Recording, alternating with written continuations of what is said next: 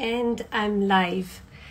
Confidence to go camera live with a very special guest today, Joumanna Bercetche, who's a TV anchor at CNBC. Julia, thanks for joining.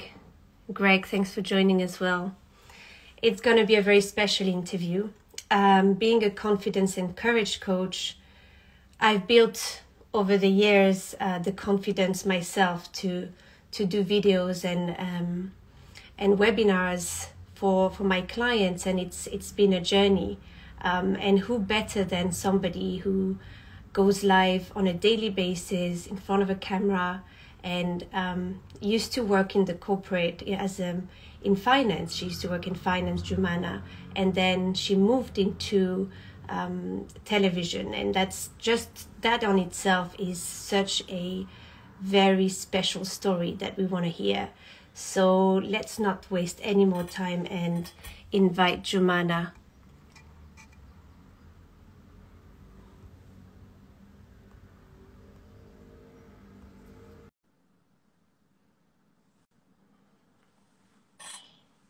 Hi, Andrea, Alex, thanks for joining. Joumanna, how are you? Good. Good. How are you? Very good. It's such an honor to have you on this live. So happy to be on your IG Live. I love your page so much. Thank you. It's like a daily dose of happiness and confidence boosting post that I think is really important in this day and age, especially, there's so much out there on social media. You get bombarded a lot with all of the messaging that comes from all over the place. It's really nice to have one page like yours where it both grounds Thank you. you. It means a lot having this feedback from you and your support. Thanks everybody for joining. I can see that there's a lot of interest. I mean, most of my clients are entrepreneurs, and when I told them I was going to have a chat with you, they were so curious, not only because you go live on camera and understanding how, you've built this confidence over the years, but also kind of this transition from the corporate world, working in finance, and then going into a complete different route and being a TV anchor today. So there's so many ways to start, right? And I thought that was a great way, in terms of introduction to our audience, to kind of explain your transition and where you are today. Sure. Well, to your point, again, thank you for the flattering words. So my background is in banking and finance. I worked in the industry like you for 11 years, actually. And then for whatever reason, that is not the purpose of this discussion, I decided that it was time to move on from banking. And this opportunity came up. I had the opportunity to go and audition at CNBC. And at the time, I just put my best foot forward, Tanya. Like, I didn't think to myself, this is going to go anywhere. I wasn't convinced that this was going to be the route that I would end up taking. But one thing that I did at the time that has stayed with me, and is, I think, the most important lesson of all, is just try your best for whatever you're doing. So when I went to those auditions at CNBC, I didn't know anything about TV. The way I practice is I just talk to my iPhone. I literally just put up my iPhone in front of me, and I started talking about a couple of topics that I thought were interesting in business at the time. I practiced various times before I went to the audition, gave it my best shot. And when I came home that day, I said, look, even if they end up hiring me, I know that I did my best, and that's all that I can do. The rest is out of control. And to my surprise, they actually requested me to come back for more auditions. Eventually, I did get offered the job. I started working at CNBC in August 2017. It was a Tuesday, because the Monday was a bank holiday, and I remember it very clearly because on the Friday I was live on air. So that's the season. Wow. Approach. They just throw you in. It's baptism by fire. So my first time on TV obviously was very nerve-wracking. I was very nervous, and I think that's a natural feeling. Under the table, I wouldn't have been able to see this, but my leg was actually shaking. But I prepared hurt a lot, and I tried my best, and like the same philosophy that I applied to the audition, I applied to the very first time I went on TV. And guess what? I survived, and I went on to do more of these hits, and I'm still there 3.5 years later. Yeah, yeah, wow. That's they just threw you out, and it's kind of a way. I mean, when you think about confidence, and that's what we talk about with my clients, and that's what I talk about on my page. It's that it's not just an internal process. You talk about practice and preparing, but I would say sometimes more than 50% is about actually doing and your behavior and acting and just going live or just doing that video, and then your confidence builds up from that. And very often I see clients procrastinating and postponing the next right thing for their businesses or for them because they are not ready, and they still want to take on another course to prepare and present better, or they're just not feeling confident enough. Got to rip off the Band-Aid. And I think that was what the CNBC approach was with me and with everyone. It's just it's almost like the longer you put it off, the scarier it becomes. So you've just got to go ahead and do it, and you will survive. And by the way, you know, it is fine. It's live TV. Yes, it's nerve-wracking, but tomorrow no one's going to remember. I mean, fine, you know, today's social media clips do get played, but you know, there was a line in the old days. They used to say, today's news lines tomorrow's waste paper bins. So, you know, it is just TV. And the worst thing that can happen is maybe I misspeak, or I embarrass myself somehow, but I will survive and I will get stronger out of it. But to come back to your question on confidence, and I know there's so much we could explore here, in preparation for this talk, because preparation is one of the major points, I actually wrote down a couple of things that I think have helped me build my confidence. So I'm just going to list them to you. Yeah, would love to. Number one, preparation. Just know your content inside out. Be excited about it. Be optimistic about what you're talking about. Number two, make mistakes and learn from them. You've got to be willing to make mistakes. I've had plenty of dodgy experiences in my professional experience, both in banking and on TV. Things go wrong, and you learn how to react to them. It makes you thicker skinned, and the next time you're in a situation like that, you'll know how to react better because you've already experienced it once before. So oftentimes being in a situation builds up your confidence for what could happen to you in the future. If I know that something let me give you a concrete example to make it a bit easier. So sometimes on live TV, the connection that you have with the gallery, so the people who are speaking to you from the studio, if you're outside the studio, sometimes the connection goes. So I've been in situations where all of a sudden I can't hear anything anymore. And all I have is a producer, I have a camera in front of me and a producer in the corner saying, all right, I'm going to cue you when you have to start talking, and I'm going to cue you when you have to stop talking, because I've lost connectivity otherwise. So wow. I'm in a situation where you feel like you're in this silent room. There's no echo. You can't hear anything, but you know that it's being broadcast to, you know, hundreds of thousands of people, and you're at the mercy of your producer who's telling you to start and telling you to stop. That's pretty scary. But once you've gone through that a couple of times, the next time it happens, you're like, okay, fine. I'll just, you know, I'll get on with it. So going through mistakes, I think is important for building up confidence. Of course, experience. The more you do something, the more confident you are. And then the final point I would say is feedback, getting constructive feedback. And by the way, that's not to say surround yourself with 100 fangirls, you know, people who are going to say, oh my God, you're amazing all the time. You know, yes, like concrete feedback with people. Well, you could be better here. You could, you know, we can talk more about that. My mom tends to be my best critic, or maybe my worst. I don't know. yeah, indeed. I mean, it's so. There's one thing I wanted to bring up from what you said. I just love everything you brought, because so confidence and courage are very linked, right? So it's not the absence of fear, it's what do you do with the fear. And also it kind of ties in with the value work that we do in coaching.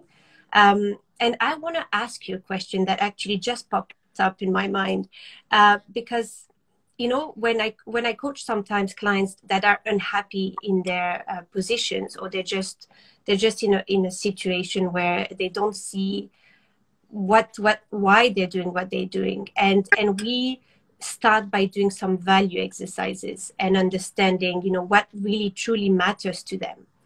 So why I'm saying that is because you've been you are in a stressful job right now, right? But before that, you were in a stressful job as well in finance, working for Goldman Sachs, for big institutions. How do those stresses, you know, the stress in Goldman Sachs and the stress now as a TV anchor at CNBC, how can you compare them?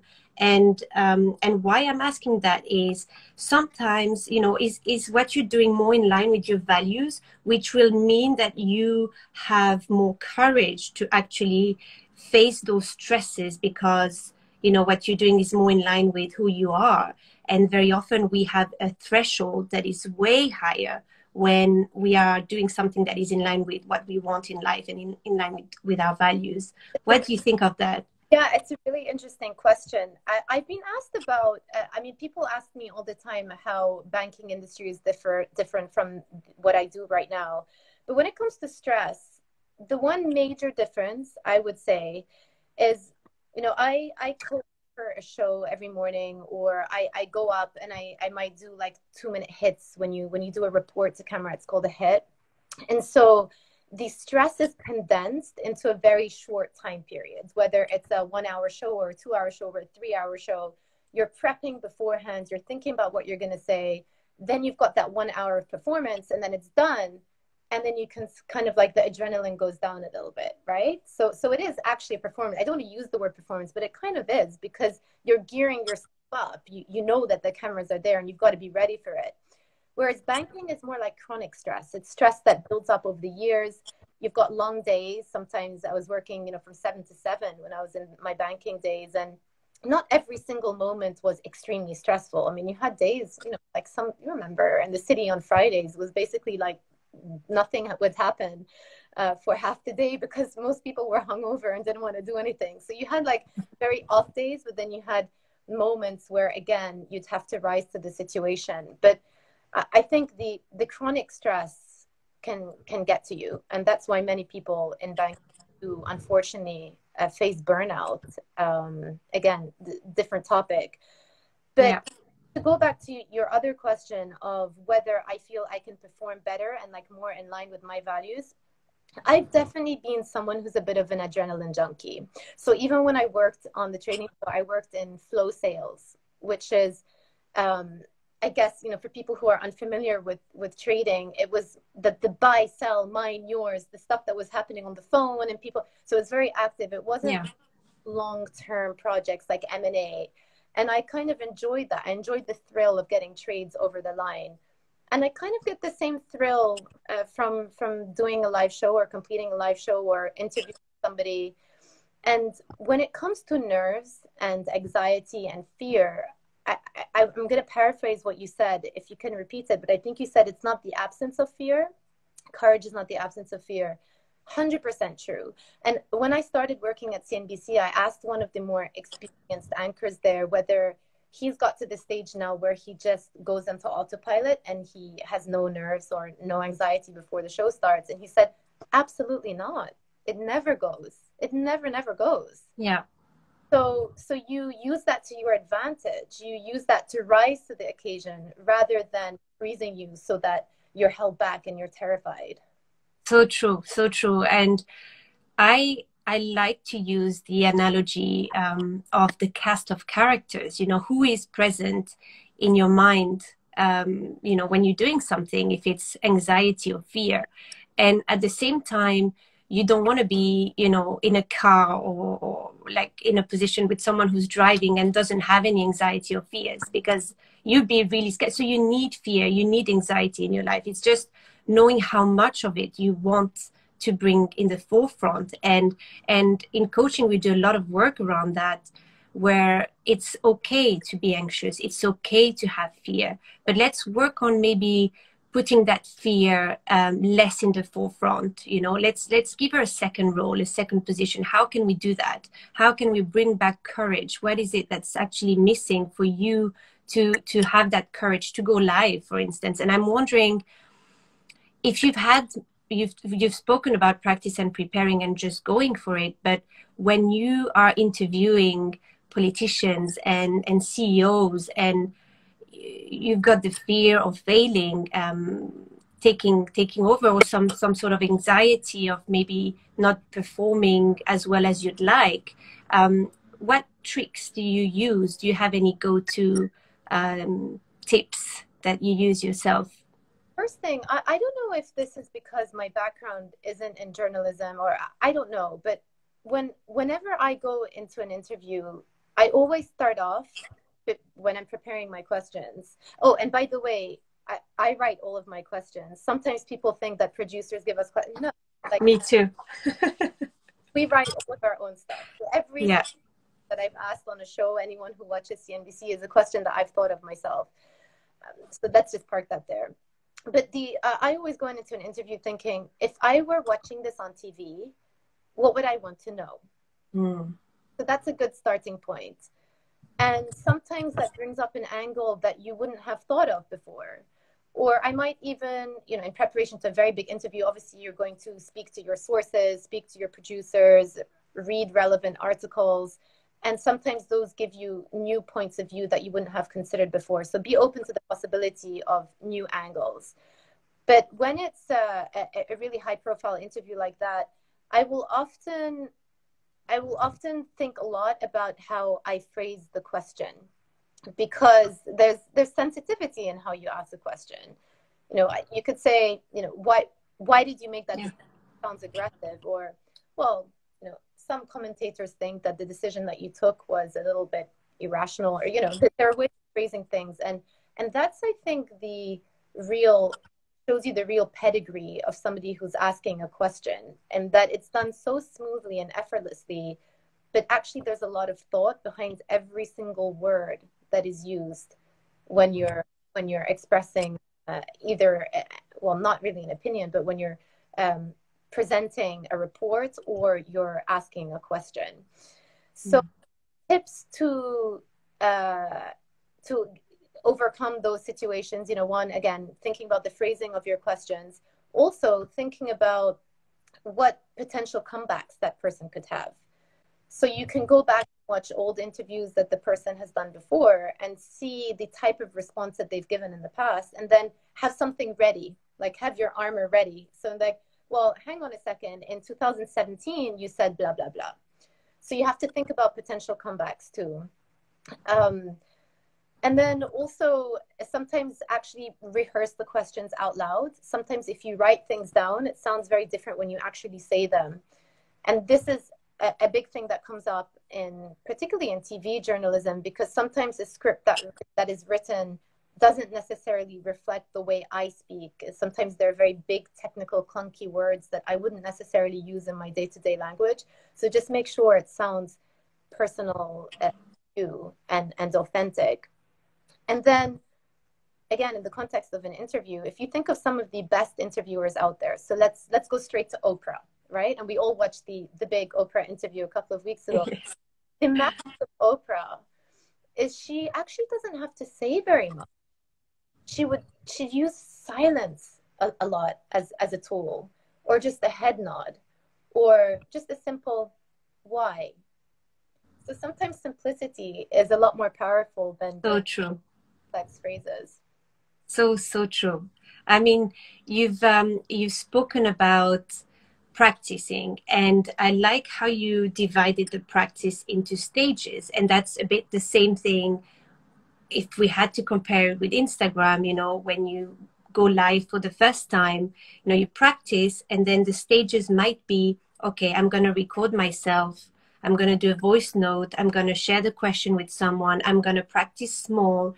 And because doing something completely out of your comfort zone can also push you to fail or to quit, right? So there's two ways. Either you'll start swimming, or either you'll quit swimming and you'll never go next to the water again. You know what I mean? I don't think it has to be 0 or 100%. I mean, my experience at CNBC was baptism by fire because that's just the way it was. But the wiser approach is actually to take baby steps, right? Exactly. To practice little by little. So you maybe, it doesn't have to be you start off straight away with an Instagram live. It could just be a practice session with your friends on WhatsApp or whatever, FaceTime, not Instagram live. So it removes the stress of that, and just it's chatting, and see how that a couple of times. Once you're more comfortable, then you can think about expanding it a bit, or maybe the option of doing something within just your close friends, or you can do it baby steps. You can take exactly steps in order to get to where you want. And by the way, remember, it's progress, not perfection. I've got so much that I need to work on. I'm my own biggest critic. I said my mom is, but I actually am my biggest critic. And to go back to what you were saying about the voices in your head, there will be many voices in your head. You've got to stay positive and you've got to stay focused. But you need to understand that you're not going to get to where you want to overnight. I'm not all of a sudden going to become Anderson Cooper in 3 years, right? It takes a long time to get to that pedigree if you ever get there. And it's something to work towards. And that's part of the journey. Yeah. Life. You're working on yourself. You're trying to get better. Yes. And I would like to ask you again, you touched upon criticism and briefly, when you get these unexpected comments or questions, but when sometimes, you're a personality on TV. So, and what I've heard from influencers is that what they struggle with the most is that people don't see them as individuals anymore, because there's so much on Instagram, and they're like a public figure now. And so they're getting those comments that are not very nice to receive, etc. I'm just wondering, how do you tackle those unexpected critics or nasty comments? Do you just simply ignore it? What do you do? At the beginning, I was a lot more sensitive. I was. And I actually had, I'll be honest with you, I had a couple of days where I went home from CNBC and cried because some people had written in and said like awful things about me. And also I was just starting out. And again, right, like, my first, so imagine you're starting a new job. It's your first day on the job in an industry you've never experienced before, and the whole world watch you, right? That was like my first day on the job at CNBC. So obviously it's nerve-wracking, and it takes time to calm down into the role, especially on TV. It takes time to relax. And that doesn't happen overnight. So at the beginning, I did get there were some harsh comments that came in, and they did upset me. But over the years, my confidence built up. I also have quite a thick skin coming from a trading floor, and you kind of just have to let things roll. But I would say the most important thing is listen to who the feedback is coming from. If it's coming from someone you respect and someone you admire, or someone who's knowledgeable in your space, then listen to it. If it's like random troll on Twitter, Joe 7776666, who says, like, I mean, who cares? Like, I don't know who this guy is. He has an anonymous persona on Twitter. It could be one of my ex-boyfriends from 15 years ago who just wants to get back at me. I don't know. Ignore if it's not somebody if it's somebody just being anonymous and nasty. I know it's easier than said than done, but ignore them and get a group of people around you, your support network, your tribe, who you can rely on for feedback. And I think that's really important for growing and for building your confidence and for you to be able to filter out the noise. Yeah, so true. And I'm not the only one loving this. We have some great comments here. We have Anupa saying, I'm loving this conversation, Sarah. Such good advice, so much good advice. Love this. So true. People hiding behind a keyboard should be ignored, but difficult to act on. And honestly, what you're saying is that the first time you received those comments, you were not taking it well, but you just develop a thick skin over the years and the experience. And I remember when I spoke to one influencer as well, she said, I either ignore it laugh at it or learn from it. And I think it's very much that. You summarize it that way. Love that. And also, I actually recently, if anyone follows me on Twitter, like I kind of like bat them away a bit. Like I find the humor in some of the ridiculous things people say. So the sense of humor is also. You have a good sense of humor. I know that.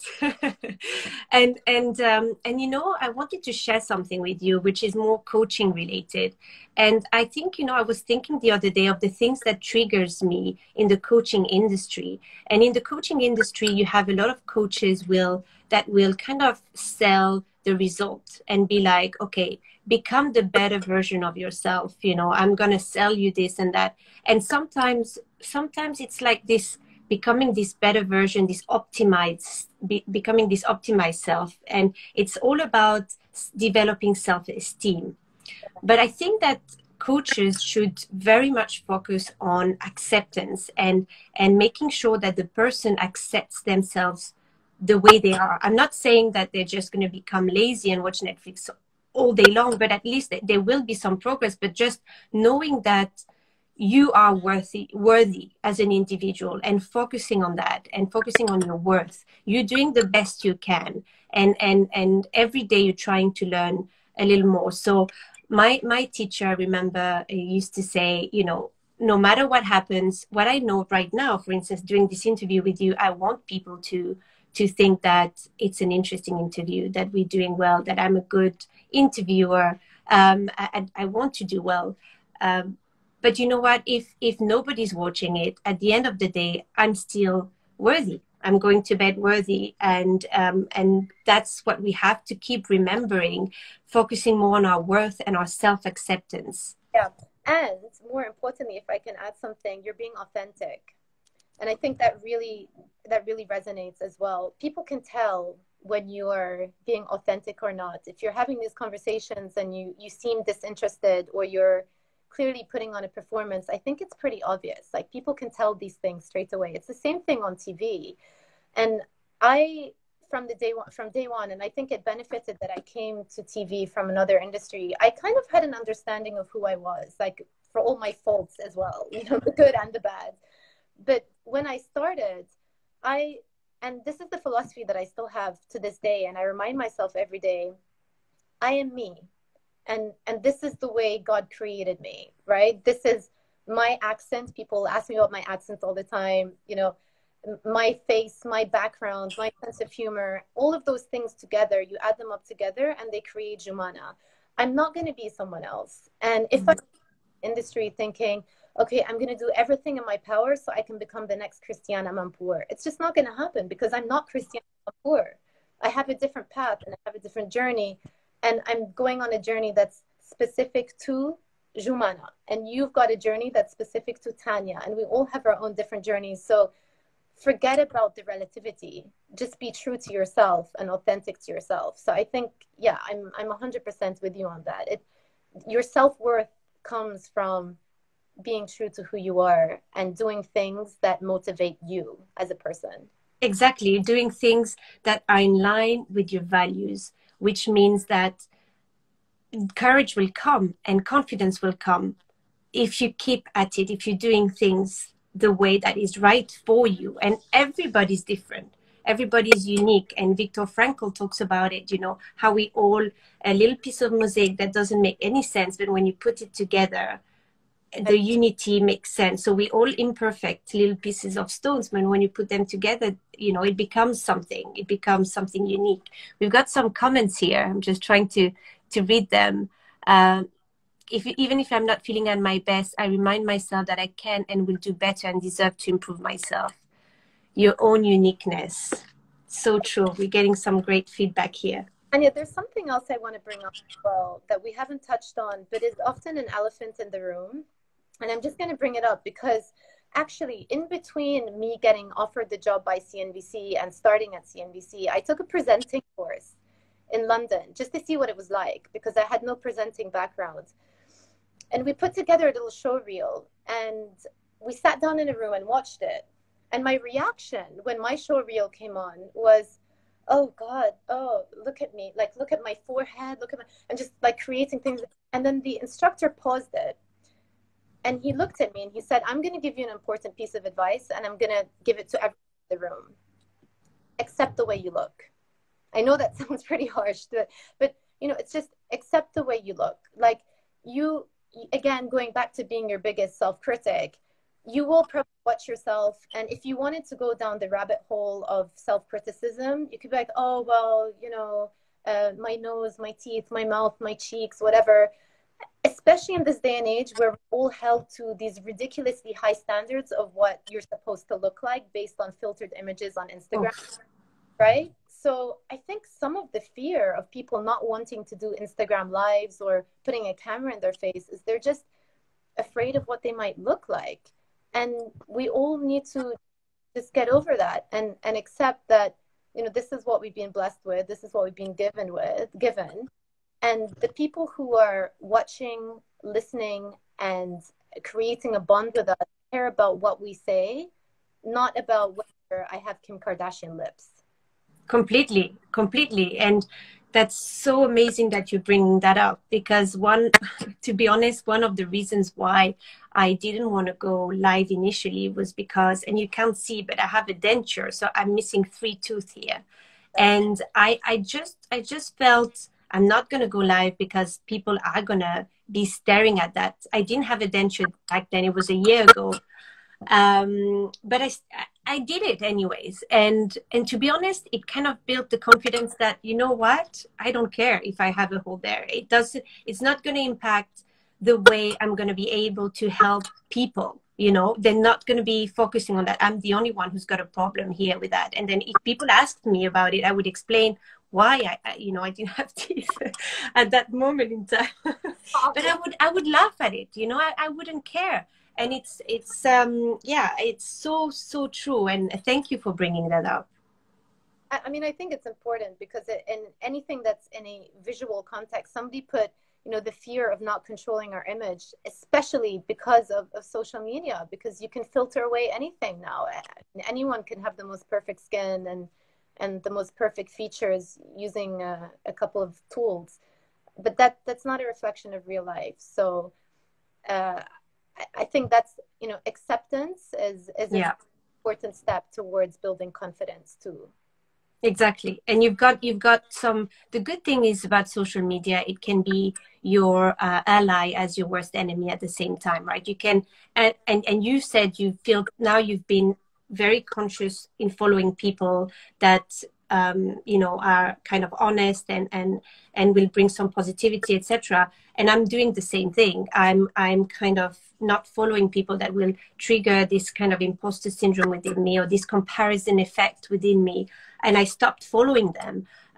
But there are some incredible people that are so vulnerable, that have gone through really tough experiences and their body has suffered, and they kind of sharing all of this, whether it's fertility issues, a scar or something. And so you have the best of both worlds. And I think we have to be mindful of that when we feel really down and our confidence is a bit shattered, is it because, we are letting the comparison taking over? Should we kind of get rid of some people that we're following that are actually bringing negative feelings within us? And I think confidence is also about protecting yourself. Like you said that from the beginning, creating your entourage of people that are actually going to give you some good feedback, not just cheering you up, but also giving you, constructive feedback.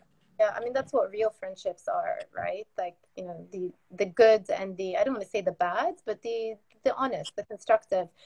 You made me think of a saying that one of my good friends says all the time, and she thinks that people can be categorized into drains and heaters. So heaters are friends that spread warmth, and drains are people that just like suck it out of you. So surround yourself with heaters, not with drains. I love that. Yes. The vampire, energy vampires as well. I call them like that. And we have to be very mindful when they're around us, and also asking yourself, why are you seeking, to be surrounded by those energy vampires? Because sometimes we also make the choice somehow, and understanding, what does it say about ourselves? Well, Yeah, so people won't do something because they're afraid of criticism of other people. And she's like, oh, well, you know, look at Joumanna doing all of these Instagram lives. What does she want? But I'm like, well, I mean, I don't really care what you think. And again, it comes back to this issue of what's important to me. What do I care about? Who do I resonate with? And how can I get it out to the world? And that should be everyone's thinking. You're doing it because it's your own journey. It's your own path. You shouldn't exactly. the critics say. We have some great comments here. Jennifer saying, if content is interesting, who cares? True that. And we know ourselves more than others, so we will always be the most self-critical. But I think that's healthy, as it's a sign we are striving to be better. I love that, to become better. Exactly. Sebastian is saying, thank you both. Empowering thoughts. This chat feels good and good conversation. We love that. Thank you so, so much. Joumanna, I wanted to kind of also touch upon the fact that you are a new mom of a 10-month-old lovely, lovely daughter. And, you know, that's also a massive transition for us as women and parents, and understanding how that has impacted you kind of has it changed in any way your confidence levels, to the better, to the worst? You know, how has this experience defined you? Yeah, so much. And being a mother three yourself, I have so much respect for you. My goodness, it can't be easy at all. I've got just the one, and she takes up a lot of my time, but it's a beautiful, beautiful thing. And I'm very lucky. We're very lucky to be experiencing mommyhood. But I would say, as far as my professional career is concerned, I think it's helped sharpen my focus a lot more. And now I'm a lot more aware of my time and how efficient I need to be, and the things that matter versus the things that don't matter. And I think, you know, any given day you have a certain amount of emotional energy that you can spend, and you don't want to spend it all at work, right? You've got to leave some time. Obviously, you've got to leave some emotional energy to deal with, you know, young little babies and toddlers and kids who have their own ups and downs as well. And I think it's really important to be present as a parent. Again, this is another conversation. So my philosophy has been, ever since I went back to work from maternity leave, is when I'm at work, be 100% at work. And when I'm with my child, be 100% with my child. I don't want her to feel that she has to compete with my iPhone for attention. And I really try to be in the moment and enjoy the present with her, even when she's throwing her food at me and spitting at me. Yes. But, you know, those are beautiful memories as well. I think it's just made me a lot more focused, as I said at the beginning. Like when I'm in my office hours, I have a lot less time to chit chat and sit around the water cooler, assuming, you know, the old days when we used to be in an office. And now I just get stuff done. I go through my list, my reading, I call a few people, I write an article, boom, boom, boom, so that I'm free to spend the time with my child when I see her. I mean, that takes a lot of practice to be able to focus on the task. I really admire you've been able to do that already, because I remember when my first one was 10 months, I was just starting to think of going back to work. So that shows how we all, like, you know, function differently, and that's okay. And that's, again, you know, what I see with my clients is that they've got so much guilt of, or I don't feel like going back to work, or I want to go back to work. Why do I actually want to be away from my child? And you know, like, this comparison also comes there and is a hindrance to confidence again, and they kind of go feeling guilty about each direction they're taking or decisions that they're making. But again, we two different women, and we had two different approaches when it comes to going back to work. To be honest, I couldn't be a good mother if I wasn't doing what I was doing as well. So I think one of my nightmares would be just to be at home with the children. And that's also something I was guilty to feeling that way. But now I've actually realized that it's about the quality of time that you spend with them, exactly what you were saying, and not being on the phone when you're with the children. And that takes a lot of practice, and you have to be structured to create those kind of boundaries, especially if you work from home and you hear them shouting on the background. I mean, there's no manual to be the perfect parent. It's something we're all striving to do, and there are good days and bad days. But what I would say about the guilt thing is it's very real. When I went back to work, I went back at 6 months. It was really difficult, like physically, to be away from my daughter. I'd spend every single day, every minute of the day with her attached to me for 6 months. And then it was like a physical separation that was difficult to deal with at first. And then, we have a nanny who takes care of her when I'm working. And then to see your child bonding with another human being who isn't you or the dad, again, like all of those things, it's like a mixture of emotions, but Yeah. stuff you have to make. Well, my work is important to me. In order for me to continue doing my work, I have to accept certain things, and I have to accept the physical separation from my daughter too. So it's all very real. The guilt is certainly real. And I don't think there's any shame in saying we want to be great at our jobs and we want to be great moms as well. Yeah.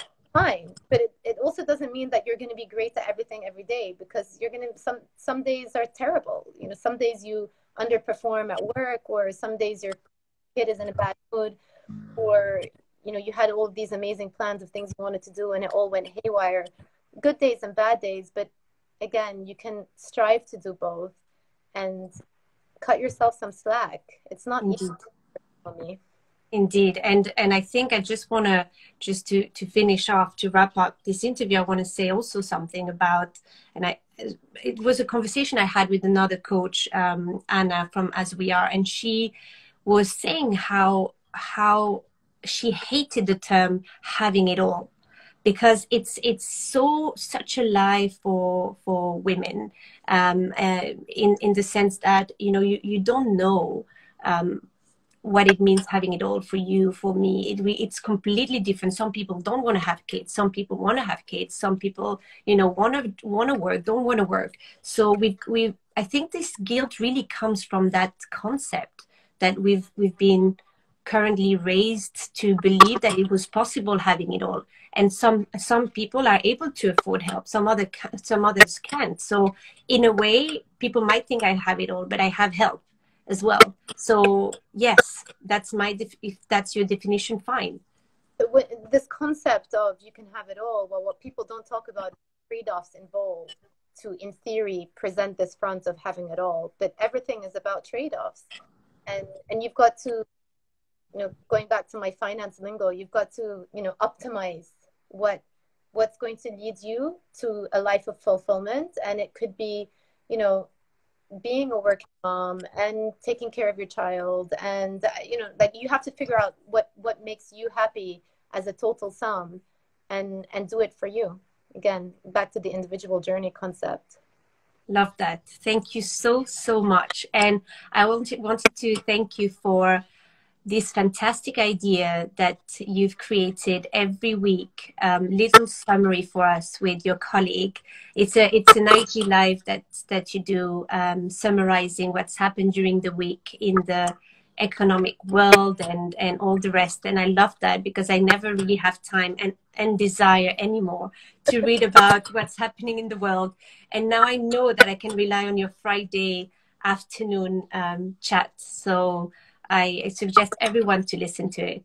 That's really kind. Thank you for the plug. It's something that we've started experimenting with. We've done 2 of them, and so far the feedback has been positive. So I guess it is something that we hope to continue doing, just a Friday weekly summary of top business news, basically. Yeah, we need that. Thank you so much again for your time today and this fantastic conversation. Thanks everyone for joining. We've had great comments, and I'm glad that you've enjoyed it, and be in touch if you have any questions. Thank you. Bye. Bye, Joumanna.